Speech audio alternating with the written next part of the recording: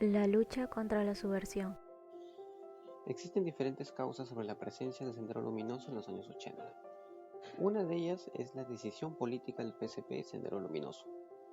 Abimael Guzmán aparece reencarnado en el movimiento dándole fuerza al comunismo, incluyéndose en la política para poder controlar tanto interno como externo en el Estado peruano. Pero queda claro que la violencia, la amenaza de violencia o la posibilidad de emplearla como método político hacen parte del núcleo ideológico de Sendero Luminoso. Todo lo vivido fue fundamentalmente opuesto a una opción democrática de tolerancia y de respeto mutuo. Todo esto fue generado al considerar el centralismo, falta de política de desarrollo social, ausencia del Estado peruano en los sectores rurales, jueces y policías corruptos en aquella época. Asimismo, existe otra causa que es la orientación de la segunda ideología del Sendero Luminoso. Conocido como Pensamiento Gonzalo, la ideología oficial del Sendero Luminoso fue eminentemente contraria a cualquier planteamiento democrático, de tolerancia y de convivencia pacífica entre peruanos, logrando imponer esta ideología en los colegios rurales como la verdad absoluta. Una característica importante era que veía como enemigos no solo a los sectores dominantes, sino también a todo aquel que no compartiera sus ideas y propuestas. En ese sentido, el senderismo aparecía como algo nuevo y sin precedentes en la política peruana, por su énfasis en la eliminación física del rival, teniendo la ideología como un estatuto supremo dentro del esquema totalitario del sendero. Testimonios.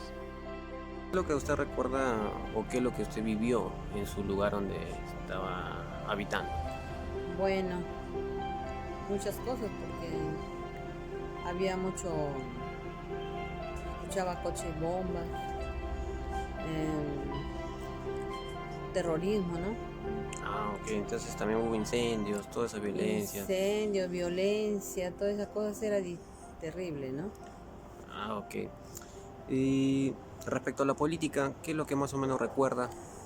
Bueno, en la política lo que recuerdo es, pues, ¿no? Tanto los de derecha con los de izquierda, ¿no?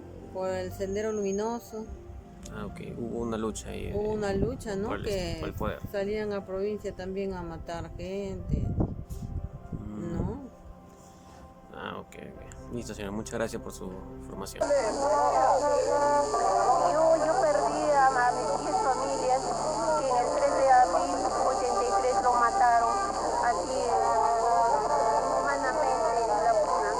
Cuando estaba en su casa la capturaron, a toda la familia mía lo han matado. Perdí a mis 10 familias, mi mamá, mis hermanas, mis sobrinas, mis sobrinos y mi hijo.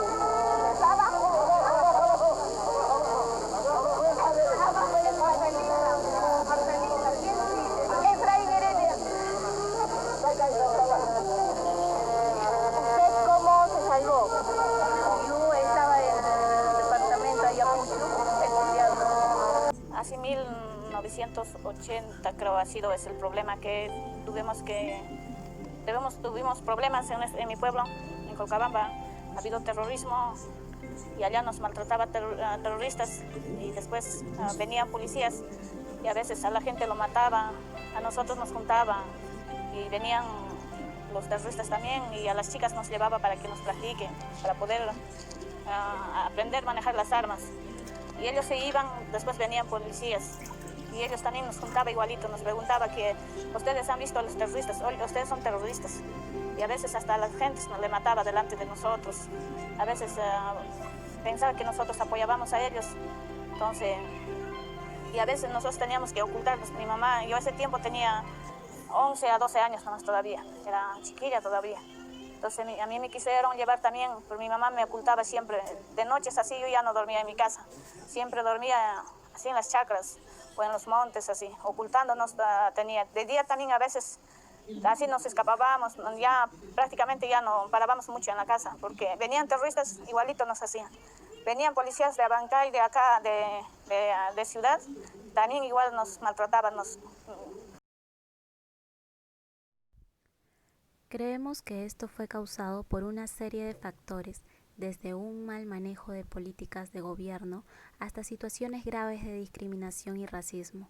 Así, fue como el desinterés de los gobernantes por la población de provincia dio cabida al desarrollo de un nuevo partido político, Sendero Luminoso, que prometía acabar con las injusticias así como con las brechas sociales y económicas que existían en el país, proponiendo al comunismo como la solución para todo ello.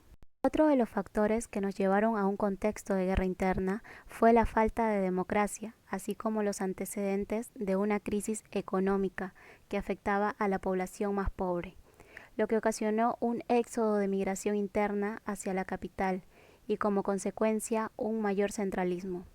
Cabe resaltar que la educación jugó un papel importante, ya que fue el medio por el cual introducían su ideología en las comunidades y en la mente de los niños, quienes luego eran reclutados para la guerra.